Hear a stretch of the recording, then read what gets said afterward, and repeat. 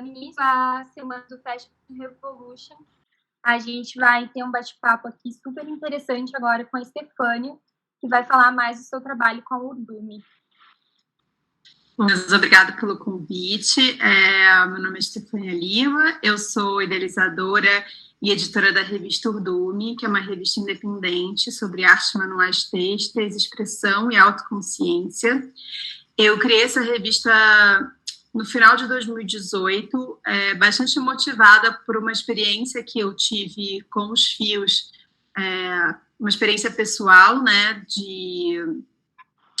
não é exatamente de cura, né, que eu poderia chamar, porque seria um pouco de exagero, mas um processo bastante terapêutico a partir desses fazeres manuais. Então, eu comecei a bordar, depois que eu tive uma perda gestacional, e a partir disso eu entendi que antes era uma pessoa muito centrada na parte do intelecto, assim, que achava que tinha zero habilidades manuais, consegui elaborar muito melhor os meus pensamentos através desses fazeres. Aí, a partir daí, fui estudar outras coisas, né? Fui também fazer tricô, crochê, enfim, me apaixonei por todas as manualidades de uma forma geral. E também fiquei muito curiosa como essa relação que a gente tem de olhar para esses fazeres como algo menor. Então, quando eu comecei a fazer e me apaixonei, eu estava terminando um mestrado em ciências médicas na USP, relacionado a redes digitais, e esse uso que a gente faz das redes e como isso impacta na nossa vida ou não. E eu lembro que a minha sogra falou para mim assim, como assim você está pensando em deixar um mestrado para trabalhar com isso, né? Da onde você tira isso? Porque essa ideia do senso comum, né? Que o trabalho manual, ele é a última opção, ele é uma opção que a gente tem quando a gente não tem outra opção, não tem outra possibilidade de carreira ou de estudo. E essa frase me motivou muito a ir buscar da onde que saiu isso? De onde que surgia essa ideia? Sendo que eu comecei a perceber ao longo do tempo que a história do texto estava totalmente imbricada na história da humanidade.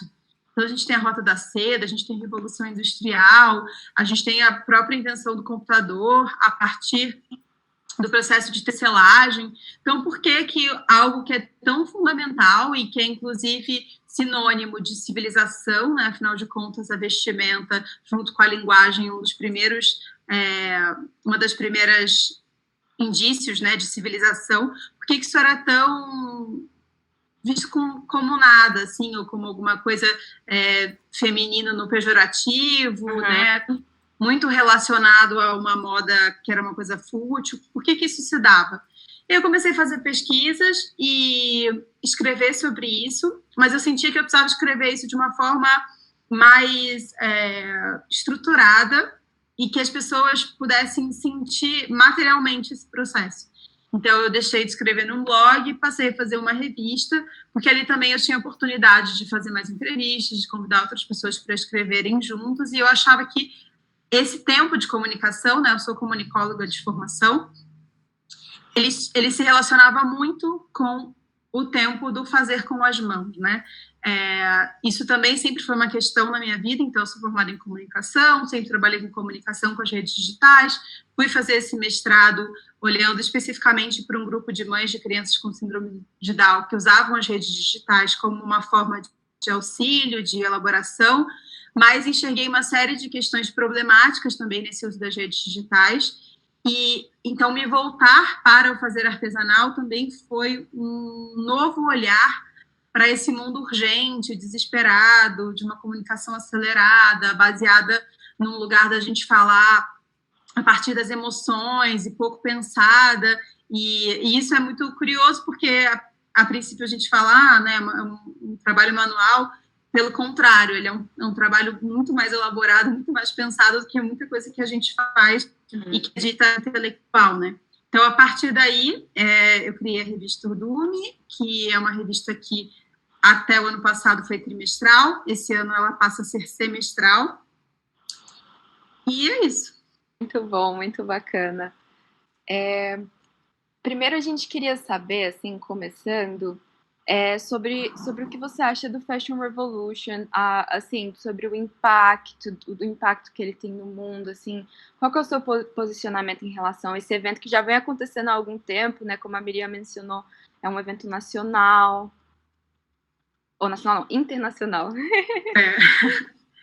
Então, eu acho que o Fashion Revolution, é interessante a gente poder estar falando isso nesse momento, inclusive, da pandemia que está acontecendo, porque eu acho que ele é uma iniciativa muito feliz dentro de um processo que já começa a acontecer. Eu posso localizar ali mais ou menos a partir de 2008, 2010, em que o mundo começa a olhar muito para outras formas de consumo, para formas de consumo compartilhado, enfim. E a gente vem construindo várias tentativas de mudar essa forma de consumo que a gente tinha até então. Eu acho que a gente tem sido mais infeliz do que feliz nessas tentativas, de uma forma geral, mas é legal da gente ver, porque a semana do Fashion Revolution, essa semana que vai falar justamente sobre esse acidente que aconteceu em Bangladesh, em 2013, ela nasce de uma tragédia, né? Então, de uma tragédia horrível. De uma tragédia horrível. Então, assim como a gente está vivendo agora uma situação muito difícil, né, respeitando as suas proporções e o que cada uma significa, mas ela nasce como uma resposta a uma situação que já estava insustentável, né? E eu acho que vem desenvolvendo um papel muito importante nesse lugar da reflexão, né? É uma voz que puxa toda uma indústria da moda para um outro lugar de responsabilidade, um lugar que, de fato, a moda deveria ocupar, nesse entendimento do vestir e do se expressar como algo fundamental de cada ser humano. Então, me parece uma iniciativa muito feliz dentro do que a gente tem de tentativas de ressignificar o consumo, né, que é algo que a gente já vem fazendo, mas muitas vezes a gente tem dificuldade porque o consumo é como um vício, né? A gente está muito adicto a esse lugar da compra. Isso tem muita relação também com o manual, né, nessa contraposição da ideia de que quando eu compro, eu tenho uma coisa que é meio um gatilho de recompensa, e quando eu produzo ou quando eu faço, eu começo a entender o tempo de vida das coisas. Então, eu acho que o Fashion Revolution ele tem esse papel, e essas semanas elas são muito significativas justamente para a gente olhar para isso coletivamente e aos poucos ir revendo essa nossa posição, tanto quanto produtores de moda, como quanto consumidores de moda. Ótimo. Perfeito. Então, como você falou, é uma coisa bem real mesmo, que a gente está viciado nesse consumismo, nesse jeito de consumir tão desenfreado, né? E o nosso próprio estilo de vida, né? A questão que existe uma pressão para se produzir, para fazer, para ser. Então, tipo assim, as pessoas realmente muitas vezes nem têm tempo, né, para pensar de onde vem minha roupa, quem faz minha roupa, do que é feito isso, qual é o impacto disso. Elas não pensam em toda aquela cadeia do momento que a roupa ainda é, vamos supor, uma roupa de algodão, que ela ainda é uma planta até ela chegar na sua mão, né? As pessoas não pensam muito sobre isso. Então, a gente gostaria de perguntar sobre isso, assim, sobre qual é o impacto desses tecidos, desses fios que a gente usa, tanto para o meio ambiente, para nós mesmos. Bem, é isso.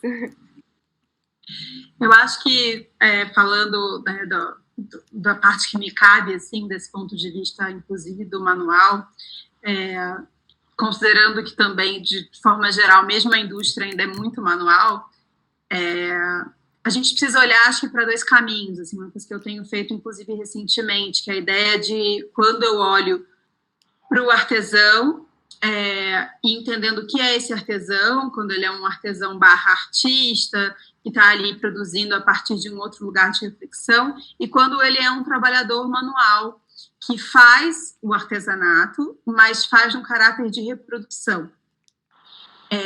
E aí, assim, a gente na Urdume, a gente sempre gosta de falar sobre isso, assim, porque, de maneira geral, quando a gente fala de roupa, né, que a gente compra pronta, a gente até já tem um discurso um pouco mais elaborado sobre isso, mas quando a gente está fazendo alguma coisa, a gente acha que só pelo fato da gente estar fazendo já está tudo certo.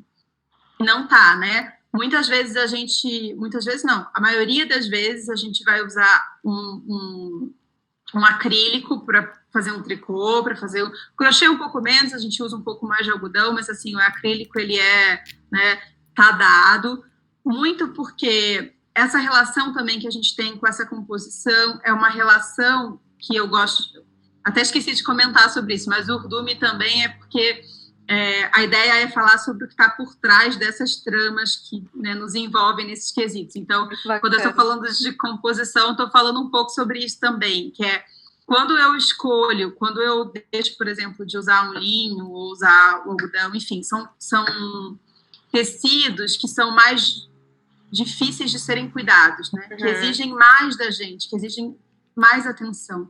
E o cuidado é uma coisa muito pouco valorizada na nossa sociedade. Tanto que a gente está vendo também com essa pandemia isso, né? A gente está olhando, por exemplo, para profissionais que são fundamentais na sociedade, que são muito pouco valorizados. Né? Então, todos os serviços fundamentais que estão acontecendo agora não é o jogador de futebol que ganha 1 milhão, não é a modelo que ganha tantos outros milhões. São todos profissionais que não têm o seu valor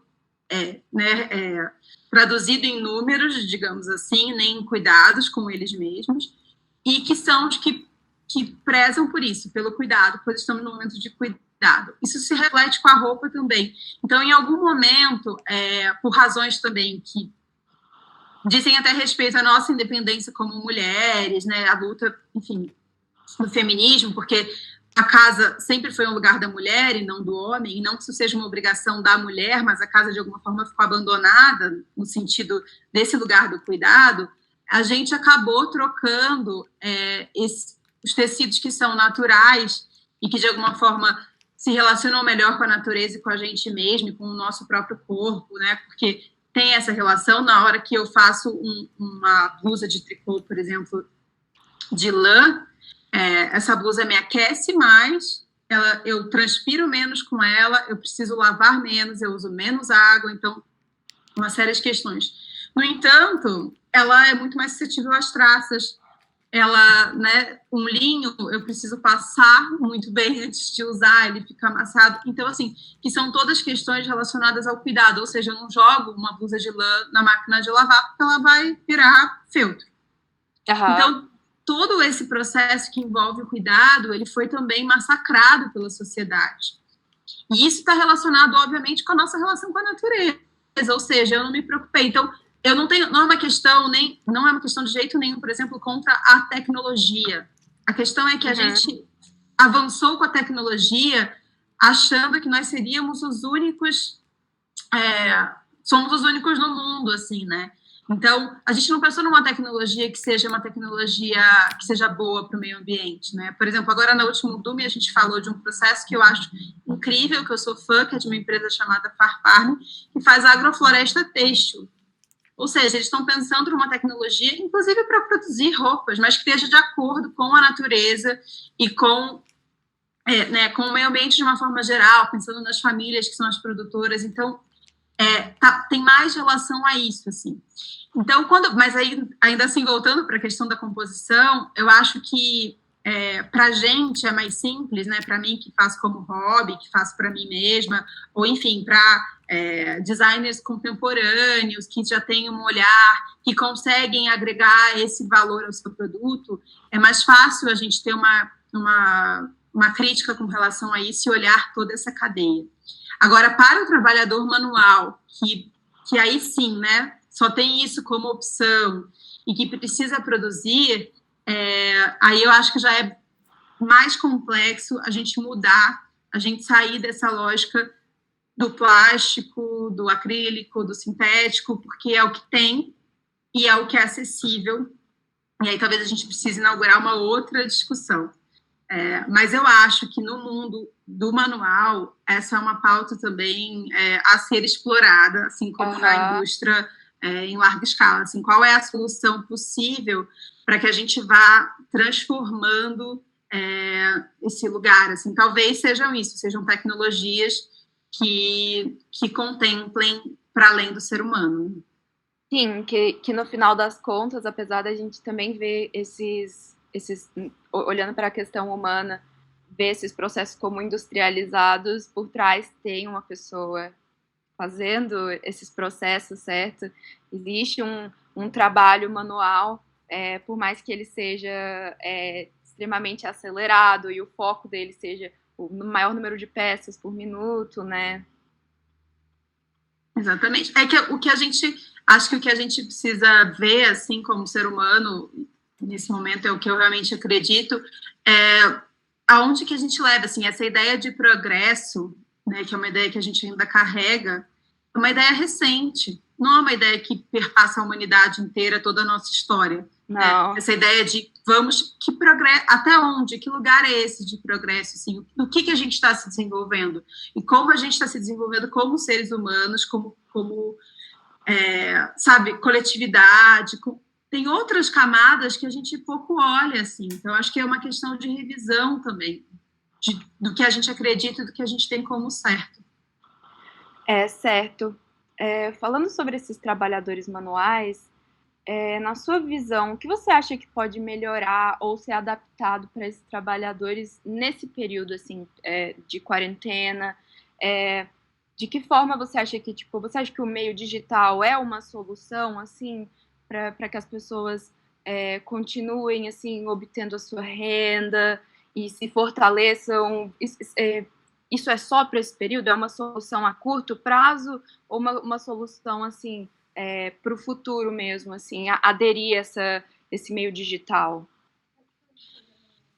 Eu acho que o meio digital, nesse momento, é a única solução que a gente tem de comunicação. Então, óbvio que a gente não consegue fugir desse modelo, embora eu ache que, passando a pandemia, aos poucos, também não é uma coisa que vai ser automática, né? Porque não é como se passasse a pandemia amanhã e todo mundo volta para a rua, vai ser um processo de ressocialização, mas, de qualquer maneira, essa ressocialização ela vai acontecer justamente do pequeno.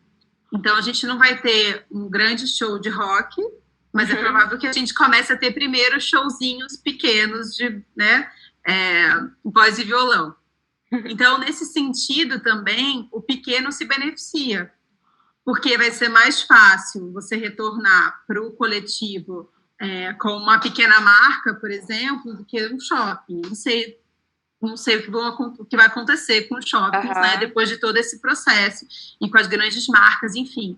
O pequeno, nesse momento, também, por mais que ele seja mais impactado, ele é menos impactado no geral. Assim, o seu processo de se renovar e de renascer após uma situação como essa. A chance de você voltar, eu acho que ela é maior do que uma empresa grande que quebre de uma maneira mais drástica.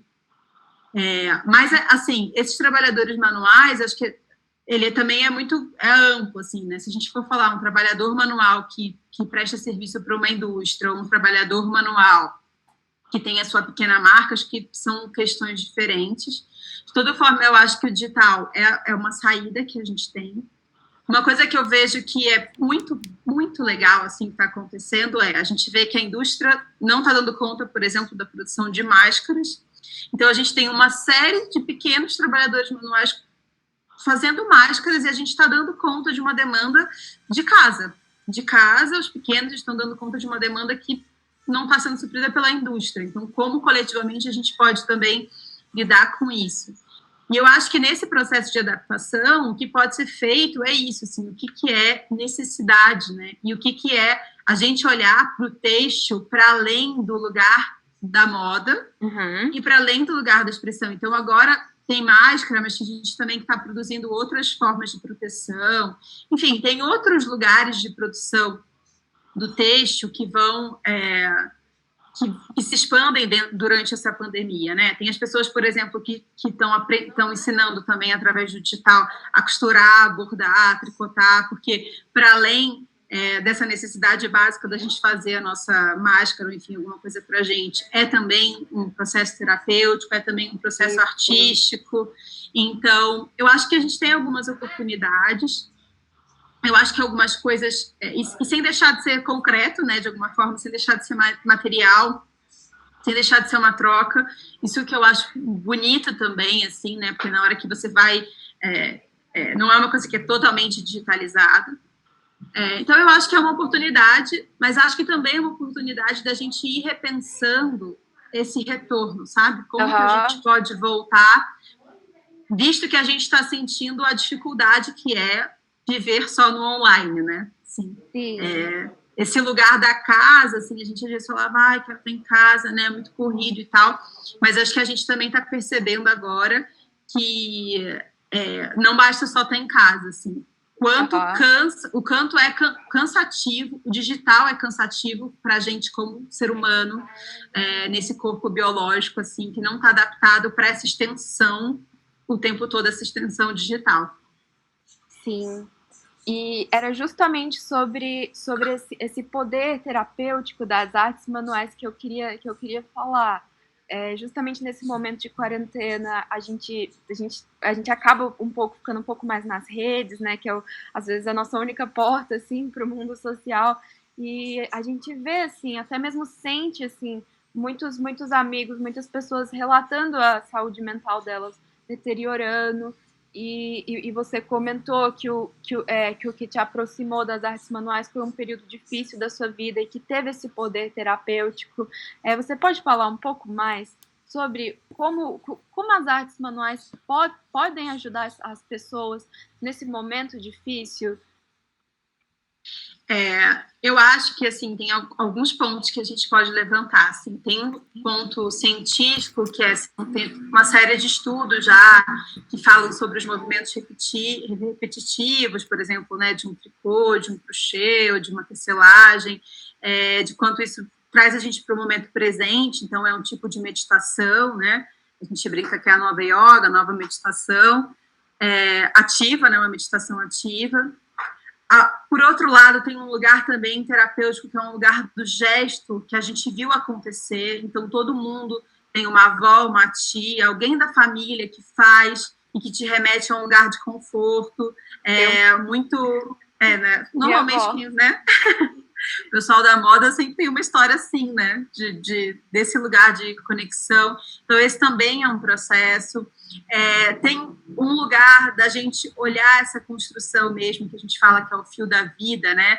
E essa metáfora do fio da vida, dessa projeção da vida nessas tramas, nessas estruturas, ela está presente, assim, na literatura, na poesia, de todas as formas, porque é uma metáfora muito forte, assim, né? Até porque isso, né, isso é uma prática histórica. Então, como civilização, a gente já nasce vestido, a gente já nasce produzindo tecido, a gente já nasce fiando. Então, isso já é muito intenso para a gente. E eu acho que agora, eu brinco que a gente sai na frente, assim, quem faz alguma coisa sai na frente, porque tem alguma coisa que é de construção, que é de produção, que é totalmente seu. Então, tudo que a gente faz, de maneira geral, na vida hoje, é complementado pelo outro, assim, o que é muito rico, né, da gente ter trabalhos coletivos, mas também faz com que a gente se sinta um pouco incapaz, assim. A antroposofia, né, a pedagogia Waldorf, ela fala que um dos benefícios da gente ensinar para as crianças a ter habilidades manuais é justamente para que ela possa ter a certeza que ela é capaz e que ela tem para si uma ferramenta muito poderosa. Então, quando eu sou capaz de pensar, projetar alguma coisa, passar isso para as minhas mãos e concluir isso, hoje em dia é muito rico, né? A gente está muito desacostumado com fins, com mortes, com fins de ciclos. Se a gente olhar para a nossa produção audiovisual, cinematográfica, a gente vai ver que a gente tem um monte de live actions, a gente tem um monte de continuações, 1, 2, 3, 4, 5, 6, ou seja, a gente não aceita o fim, a gente quer 20 temporadas. Né?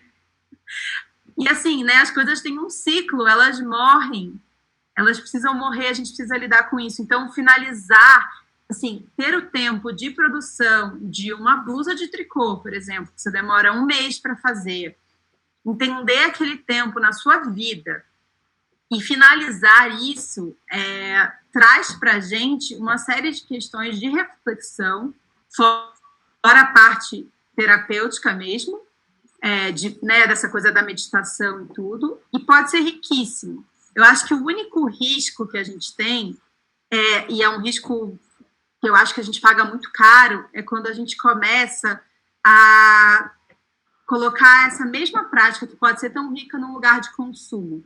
E com isso eu quero dizer, na hora que eu viro uma competição, na hora que eu começo a participar do desafio XYZ, para quantas blusas eu produzo, que acontece muito também no digital. Então, isso vira uma competição. Eu não faço mais um bordado para mim, ou, enfim, para me expressar, para me enfeitar, mas porque eu preciso postar no dia seguinte. Então, eu acho que o único risco é esse, assim, porque toda ferramenta, né, assim como a ferramenta digital, ela pode ser super positiva, mas depende sempre do uso que a gente faz das coisas. Então, mesmo uma arte manual pode ser distorcida do seu propósito, a depender do uso que a gente faz. Mas, de maneira geral, eu acho que é assim um prato cheio que a gente tem nas mãos para se rever, para mergulhar para dentro e para se entender.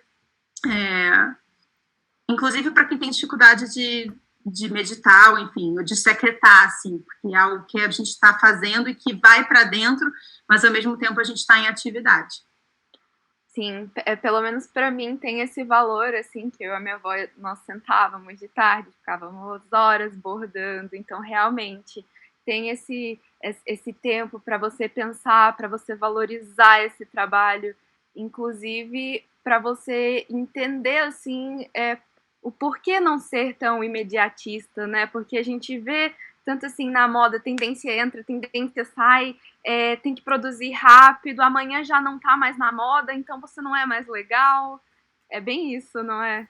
E eu acho que tem uma coisa interessante também que a gente está vivendo agora e que eu tenho observado, assim, sigo e acompanho poucas coisas de tendência de moda, mas eu acho super curioso essa coisa de tipo, o look que eu vou ficar em casa, sabe?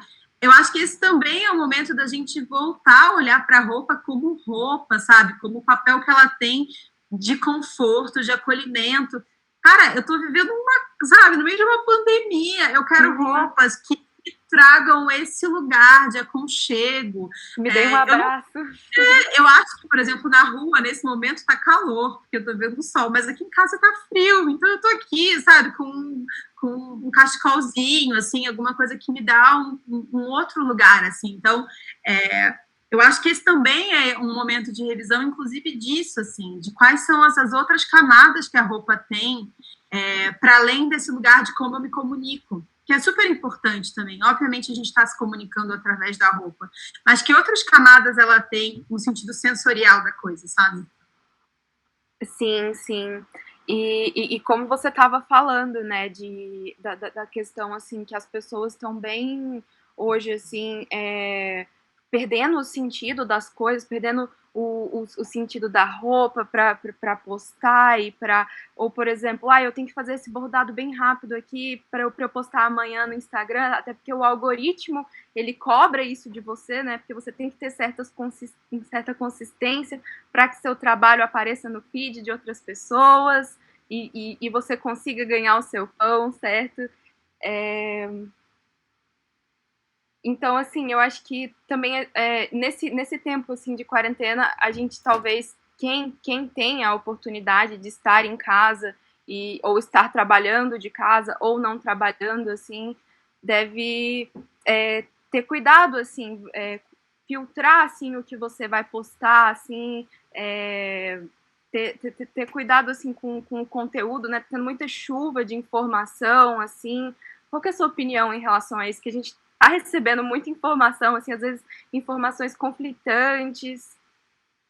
Eu acho assim, que você falou uma coisa que é chave, que é a oportunidade, né? A gente tem falado muito dessa coisa do privilégio, de estar em casa.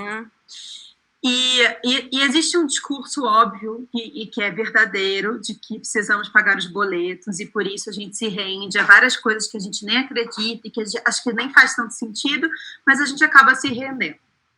E aí eu acho que é interessante que esse pensamento e essa coisa do Fashion Revolution também convida a gente a trazer para reflexão, que precisamos pagar boletos, mas uma coisa que é fantástica nesse momento é o seguinte: a gente provavelmente está gastando menos dinheiro, né? Porque estamos consumindo menos dentro de casa.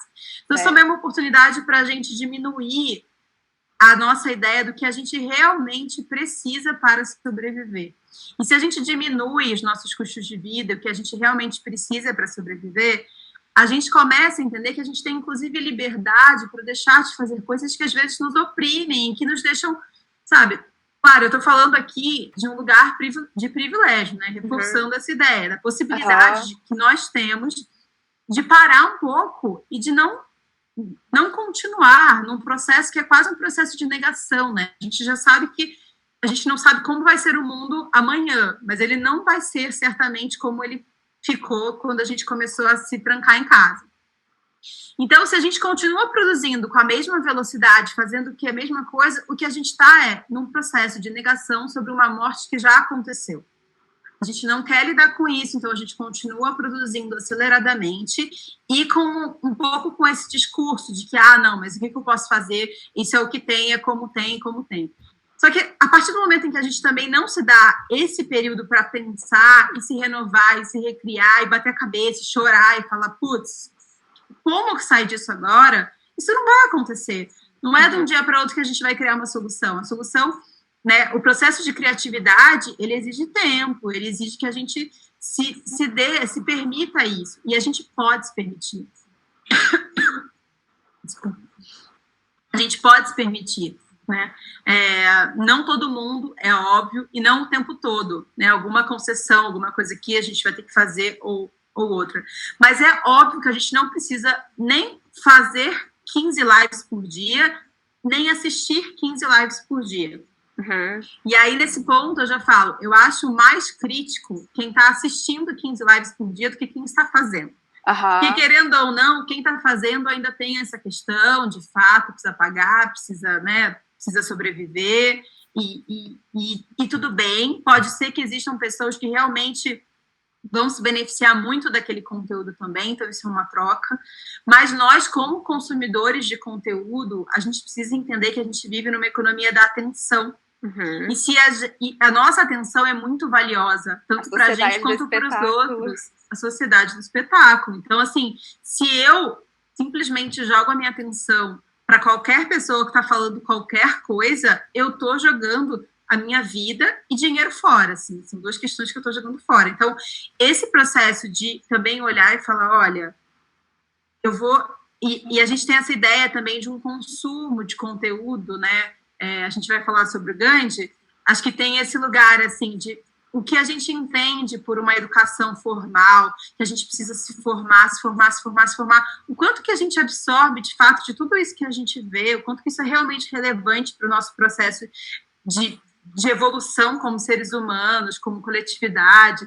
Então, acho que são várias coisas para a gente se perguntar aí durante essa quarentena, se realmente vale a pena estar nesse processo tão intenso de produção e consumo, né, de novo, consumo de informação.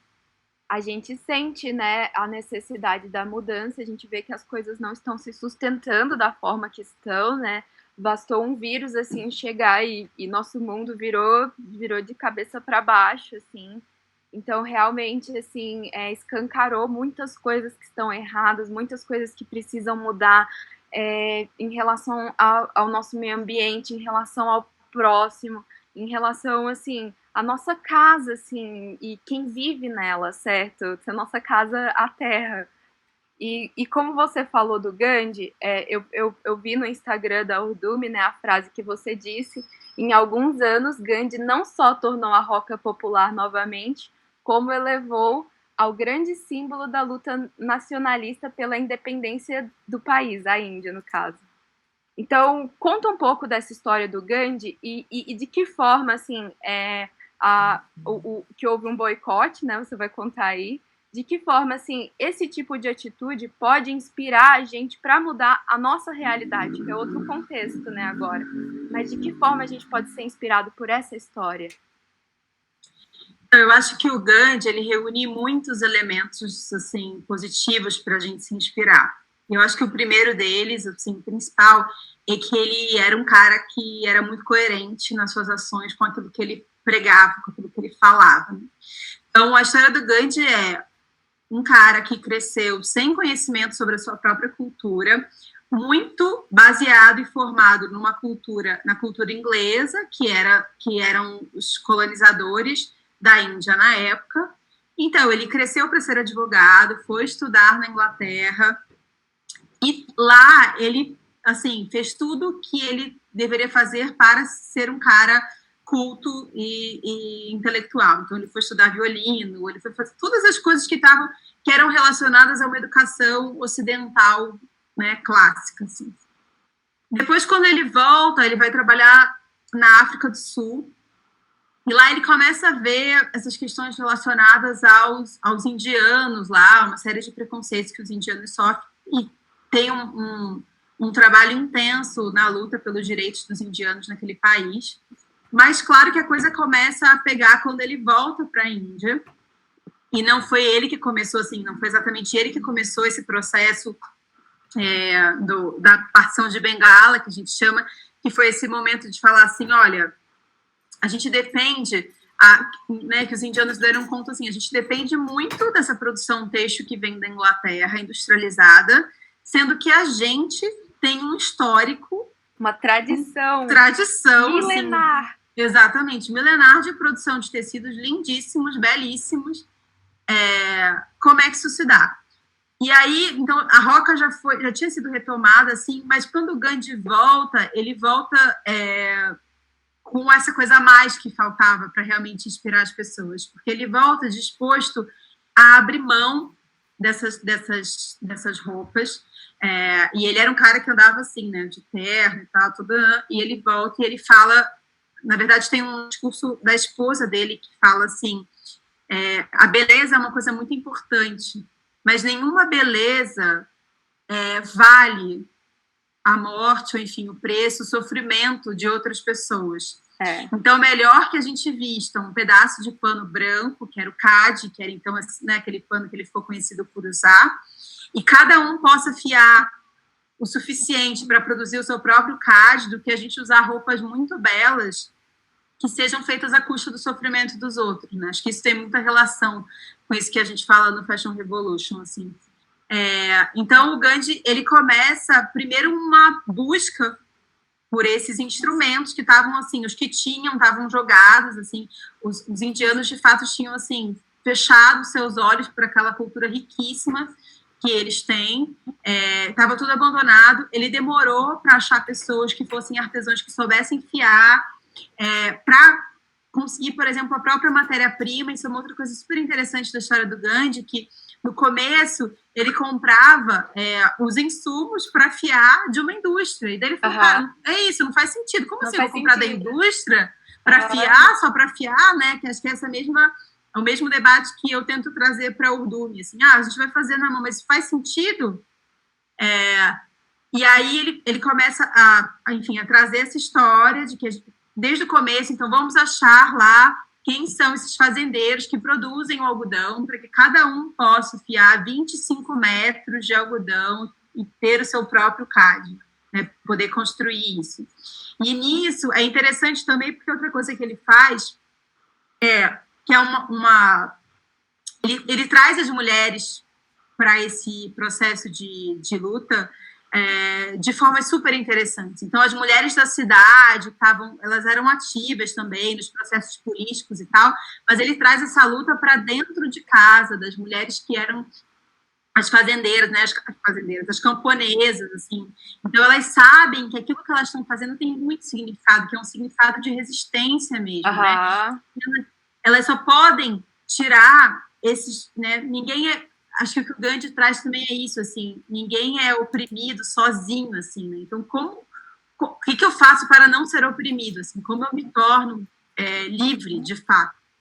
Então, também tirando certas dependências que não são reais, assim, a gente não precisa, de fato, de tudo isso, né? Não, então, não mesmo.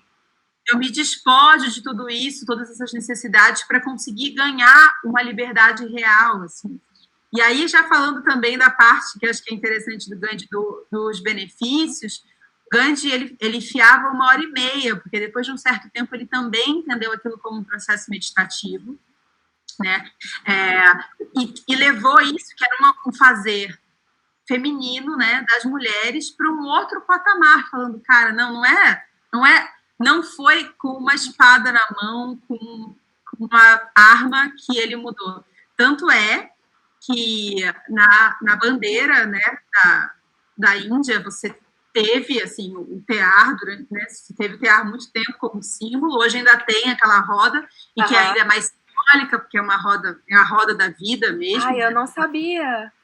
Que interessante. Mas durante muito tempo foi isso, porque esse foi o ato mais forte, assim, tiveram outras coisas, por exemplo, outro protesto super bonito que ele fez foi isso, também uma caminhada pacífica para buscar sal, porque os ingleses, eles queriam que comprassem o sal deles, e eles tinham sal para pegar. Né? Exatamente, então assim, como assim? Não, eu vou lá buscar o meu próprio sal, e daí foi uma multidão buscar o seu próprio sal, a Marcha do Sal, né, que é uma marcha conhecida. Mas, de fato, a parte têxtil era muito forte, né? Porque, muito como a gente já sabe também, a Revolução Industrial ela se baseou nisso, né? No têxtil, assim, o têxtil pré-Revolução Industrial, né? Não sei se vocês já falaram sobre isso, já leram isso, mas tem aquele livro, O Casaco de Marx, que fala sobre como Marx, ele empenhava o casaco dele na segunda-feira, comprava resmas de papel para poder escrever o Capital e depois, né, tipo, pegava de volta naquele penhor. Então, assim, é muito valioso, né? Foi muito valioso. Então, eu acho que o Gandhi, ele traz, e aí, se você me permite, eu vou ler, porque eu acho que isso tem tudo a ver, que é com certeza. Esse trecho que ele cita nesse livro que eu comentei, que é Todos os Homens São Irmãos, né? Eu acho que tem muito a ver com isso que a gente está passando. Gostaria de deixar claramente dito que estou convencido que a mania de querer fabricar tudo em série é a causa da crise mundial que atravessamos. Suponhamos por um instante que a máquina pudesse atender a todas as necessidades da humanidade. A produção se encontraria concentrada em certos pontos do globo. Então, seria necessário montar todo um circuito complicado de distribuição destinado às necessidades de consumo. Pelo contrário, se cada região produz o que necessita, o problema da distribuição ver-se-á automaticamente solucionado. Neste caso, é muito mais difícil enganar e é impossível especular. Então, eu acho que ele já tinha esse olhar assim, para o que estava começando a acontecer e o quanto isso ia impactar na liberdade individual de cada um. Completamente, é incrível como essa frase assim, é contemporânea, como essa frase tipo, se encaixa perfeitamente realmente no momento que a gente está vivendo, que a gente está passando por um momento de crise financeira, assim, que tipo, nada, aquele modelo não está se sustentando e que talvez seja a hora da gente voltar mais para o local, assim, para os produtores locais e para a necessidade do local, né? Exatamente. A gente está vendo isso agora, inclusive, com a questão dos respiradores, né, com tudo que é produzido na China e que agora é uma briga para onde vai. Para onde vai. Tudo virou, né, ficou concentrado, assim, em determinado lugar. E o quanto é esse lugar também, né, passível da exploração, né, assim, como eu posso especular, como eu posso manipular a partir do momento que eu também tenho um conhecimento que está guardado só para mim, né, então a gente começa a não ter mais noção. A coisa da artesania tem a ver com isso também, né? Com também olhar para a técnica, mesmo a técnica e a mesma tecnologia, de um ponto de vista de conhecimento, assim, não ignorando, né? Não usando isso simplesmente como um lugar de consumo, mas assim, como isso é feito, como isso é produzido, isso é do ser humano, mas assim, então eu como ser humano preciso entender também esses processos, né? Isso precisa ser mais do que um uso vazio, assim, de cada coisa. Então, eu acho que ele, enfim, é isso, né? Essa frase serve exatamente para o que a gente está vivendo hoje. E ele é um cara que eu acho que continua inspirando muito a gente hoje, né? E, para mim, esse case, assim, específico das máscaras, ele diz muito sobre isso também, assim, sobre como, ainda hoje, é possível, de alguma forma, que o manual se sobressaia sobre a indústria, sabe? Sim, e assim, para fechar, eu gostaria de fazer uma pergunta, e essa pergunta é mais assim, pro público da moda, assim mesmo, ou para os designers, assim. como é que a gente pode ajudar com isso, assim, por exemplo, eu que sou estudante, assim, como prosseguir daqui para frente para que eu ajude, assim, por exemplo, nos meus estudos ou na minha vida profissional, para fortalecer esse movimento do manual, do local? Eu acho que a gente tem alguns caminhos, né? Eu acho que esse caminho inclusive da tecnologia mesmo, da gente entender os materiais. Então, como que a gente evolui com o material, né? Eu acho que a parte do design, no sentido dos estilos, das formas, isso a gente, enfim, acho que a gente já viu muita coisa. Não vou dizer que não tem mais, não vou dizer que não tenha mais o que ser criado, porque acho que sempre tem, mas eu acho que os tipos de materiais e outra coisa, a expansão do texto, né, em toda a sua riqueza, assim, isso tem muito a ser feito pela frente ainda, assim, sabe? Da gente entender, por exemplo, que o texto, o tricô, né, a ideia do tricô à malha, por exemplo, né, ela está num tênis, ela está em vários produtos de saúde, né, assim, de reconstituição. Tem, por exemplo, uma doutora em matemática que tem usado também a malha do tricô para entender a pixelização dos games, assim. Uau. Então, assim, o texto, né, o olhar para o texto, de fato, assim, eu acho que ele tem muito ainda para acrescentar, e eu acho que, assim, é uma trama, de fato, assim, muito rica. Uhum. E eu acho que, por outro lado, na parte mais de expressão, né, que eu entendo, assim, a moda como esse lugar de uma expressão de cultura e de geral, eu acho que também tem muito a ser feito, muito a ser estudado e muito a ser olhado, sabe? Porque eu acho que a gente tem uma ideia aí de singularidade e tal, mas eu acho que ela ainda está muito mais baseada em grupos identitários e identidades, assim, que é de fato algo singular. Então, eu acho que a gente também tem algumas questões. O que eu acho é que isso, né, que a gente pode fazer a partir disso, tem que ser feito com o que já está dado, assim. Acho que a gente não precisa de mais produções de roupas, né, isso já não tem. Então, assim, a questão ou de roupas que a gente já tem, ou de roupas que a gente faça em casa, ou de como você, né, com o seu conhecimento, consegue ajudar que a própria pessoa faça, ou então você faça, mas a partir do que já existe, das roupas de brechó, enfim. Né? Aproveitar, o upcycling, outras coisas que a gente já possa ter. Eu acho que no quesito matéria, né, a não ser que a gente consiga achar soluções inteligentes, como o couro feito a partir de abacaxi, enfim, coisas que são, né, compostáveis. Hein? Acho que aí a tecnologia que se relaciona com a natureza. Mas que também fale a partir de uma relação com esse tudo. Sim, muito. Eu tinha cortado um pouco, mas eu consegui ouvir o finalzinho.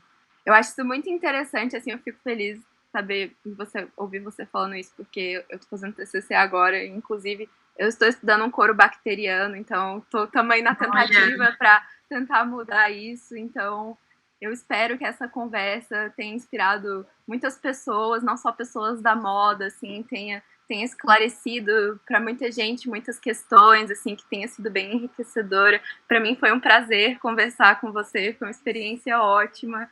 Muitíssimo obrigada. Eu que agradeço, Laura, obrigada pela oportunidade.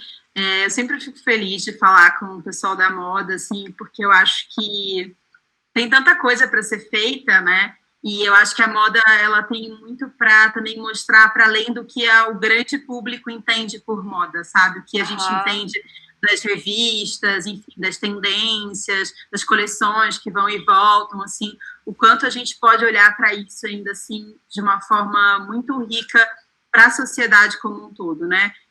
Eu acho que muito impacto ainda a moda tem para trazer, se a gente olha para ela de uma forma mais rica, né, do que a gente tem como senso comum. Com certeza, também olhar para a moda de uma forma interdisciplinar, assim, a moda se encontra com vários outros conteúdos, né? Ela é de extrema importância.